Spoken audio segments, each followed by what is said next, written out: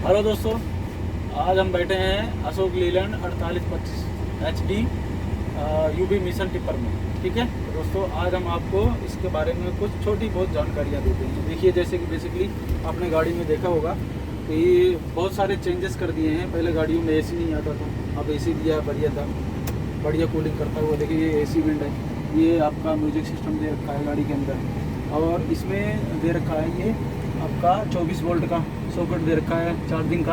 ये है 12 volt charging का सॉकेट। ये आपका हमारा यहाँ पे जो अशोक लीलैंड का टैब लगता है उसका स्विच ये दिया हुआ है पॉइंट। ठीक है, और आपको दिखाते हैं ये आपका AC कंट्रोल हो गया। यहाँ पे आपको AC कितना स्पीड करना है वो दिखाना है। ये कूलिंग का स्विच है, ये आपका AC ऑन ऑफ का कंप्रेसर का स्विच है।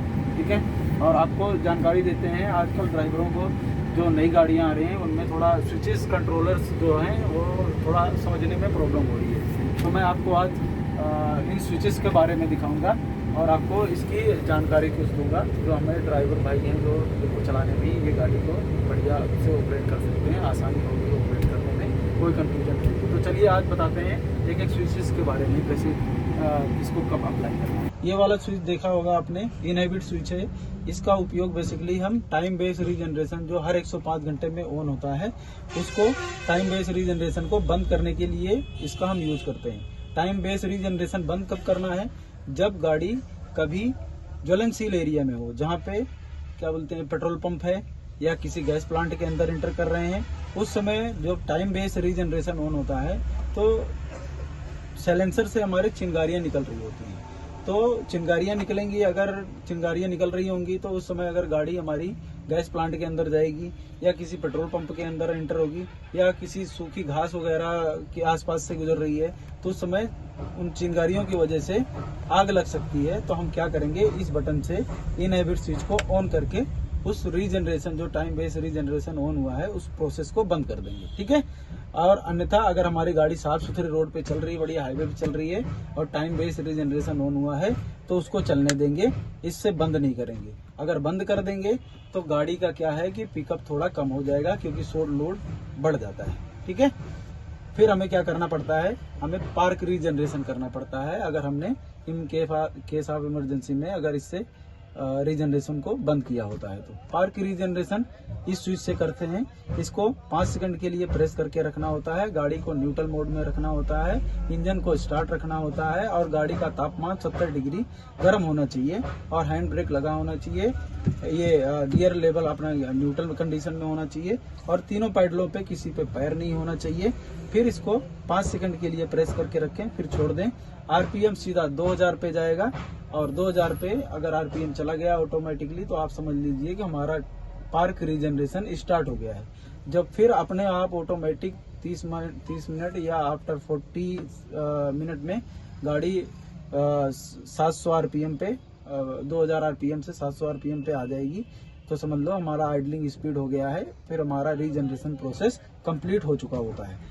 ये स्विच दिया गया है हमारा डिफरेंशियल लॉक के लिए, जिससे हमें दलदल एरिया में या कहीं गाड़ी फंसी हुई है तो उस समय हम क्या करते हैं, इस स्विच को ऑन करते हैं, जिससे हमारा चारों डिफरेंशियल में बराबर की पावर जनरेट होती है और हमारी गाड़ी निकल जाती है, जहाँ पे फंसी रहती है दलदल एरिया से निकल जाती है। उसके बाद हम इस स्विच को ऑफ कंडीशन में करके फिर गाड़ी को चलाते हैं, क्योंकि इसको ऑन करके हमें गाड़ी को स्टीयरिंग अगर मोड़ के चलाएंगे तो हमारा डिफरेंशियल में प्रॉब्लम हो सकती है, डिफरेंशियल टूट सकता है। ठीक है, ये है हमारा लिफ्ट एक्सल को ऊपर और नीचे करने का स्विच। ठीक है जी, और अपना ये नेक्स्ट वाला है इंजन कंट्रोलर।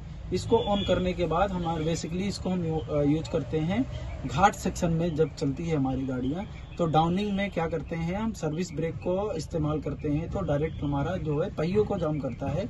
और अगर इस स्विच को ऑन कर देंगे तो फिर हमारा क्या होता है, इंजन की स्पीड में भी ब्रेक लगेगी और सर्विस ब्रेक जब भी अप्लाई करेंगे इंजन की स्पीड में ब्रेक लगेगी, साथ साथ टायरों में भी ब्रेक लगेगी। तो हमारी गाड़ी की कंट्रोलिंग बढ़िया होगी और टायर की लाइफ बढ़ेगी और हमारा जो है इंजन जो ओवररन होता है ओवररन नहीं होगा। तो ओवररन नहीं होगा तो हमारा फ्यूल का भी सेफ्टी होगा, ड्रम जो है हमारे कम घिसेंगे, ब्रेक शू कम घिसेगा। 3-4 फायदे हैं इस स्विच के। ठीक है जी, बेसिकली इसको हम घाट सेक्शन में यूज करते हैं। ये है हमारा ट्रैक्शन कंट्रोल का स्विच, जिसको ऑन करने के बाद हमारा गाड़ी लोड होता है तो लिफ्ट एक्सल नीचे हो जाता है, और लोड गाड़ी खाली होती है तो ऑटोमेटिकली लिफ्ट एक्सल ऊपर हो जाता है। ये सोर्स का है इन केस ऑफ इमरजेंसी। ये सिस्टम अभी गवर्नमेंट ने चालू नहीं किया है, कुछ दिनों में चालू हो जाएगा। गाड़ियों में तो आने लगा है, ये स्विच कंपनी ने दे रखा है। और नेक्स्ट वाला है, ये वाला है पार्क रीजनरेशन का। जैसे कि आपको अभी मैंने बताया था, इसको कब इस्तेमाल करना है, जब हम गाड़ी को कहीं साफ सुथरी जगह पे खड़ी करेंगे जहाँ पे सूखी घास वगैरह ना हो, कचड़ा वगैरह ना हो, तो हम क्या करेंगे, गाड़ी को पार्किंग मोड में डालेंगे, हैंड ब्रेक लगाएंगे और उसके बाद गाड़ी को न्यूट्रल करेंगे। उस समय हमारा गाड़ी का तापमान जो है वो 70 डिग्री इंजन गर्म होना चाहिए। फिर इंजन स्टार्ट करके हम इसको 5 सेकंड के लिए प्रेस करके छोड़ देंगे। 2000 आरपीएम पे राइज करके आरपीएम जाएगा तो हमारा रीजनरेशन समझ लो स्टार्ट हो गया है प्रोसेस। आफ्टर 40 मिनट या 45 मिनट में आरपीएम फिर आइडल मोड पे आ जाता है तो हमारा रीजनरेशन पूरा हो चुका होता है। ये हमारा स्विच दिया गया है बेसिकली गाड़ी बैक करने के समय हमें रात में जब लाइट की ज़रूरत होती है तो ये बैक लाइट का है जो हमें रोशनी देती है, तो हम गाड़ी बैक करने में आसानी होती है।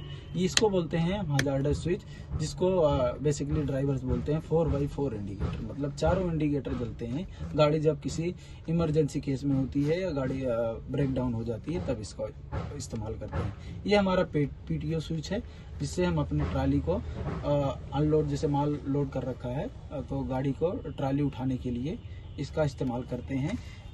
क्लच दबा के इसको स्विच को दबा के फिर इधर से गियर जो लीवर है, पीटीओ लीवर, उसको ऊपर करके फिर हम क्लच छोड़ते हैं, एक्सीलेटर देते हैं, फिर हमारा ट्राली जो है अनलोड माल को अनलोड कर देता है। ओके।